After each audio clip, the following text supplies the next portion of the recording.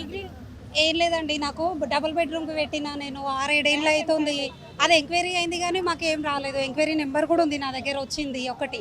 రెండోది, నాకు పెళ్ళై 11 ఏళ్ళు అవుతుంది. 11 ఏళ్ళు అయినా కానీ రేషన్ కార్డు లేదు. నేను ప్రతి ఇయర్ అప్లై చేసిన, అదొక బాధ ఉంది. ఇంకొకటి, డిగ్రీలు అయిపోయినాయి మావి, ఎన్నో జాబ్స్కి అప్లై చేసినాం.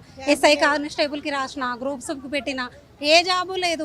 ఇంట్లో రెంట్ పే చేయలేక, పిల్లల్ని చూడలేక చాలా ప్రాబ్లం అవుతుంది.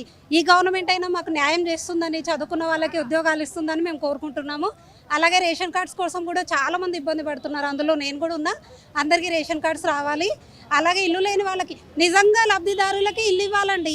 ఆల్రెడీ ఇండ్లు ఉన్న వాళ్ళకి ఇచ్చారు, ఆల్రెడీ గవర్నమెంట్ జాబ్ ఉన్న వాళ్ళకి, ఇండ్లు ఉన్న వాళ్ళకి ఇచ్చారు. మాలాగా లేని వాళ్ళకి ఏండ్ల నుంచి కిరాయిలు కడుతున్నాం మేము, అలాంటి వాళ్ళకి రాలేదు.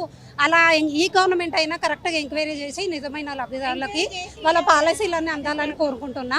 నాకు వచ్చేసి రేషన్ కార్డు కావాలి, జాబ్ కావాలి, ఇంకా అదే ఇల్లు కావాలండి. ఏదైనా డబల్ బెడ్రూమ్ కానీ ఇంటి స్థలం ఇస్తే చాలా సంతోషిస్తాము. నాది 2009, 8, 10, నాది 2012లో డిగ్రీ అయిపోయింది.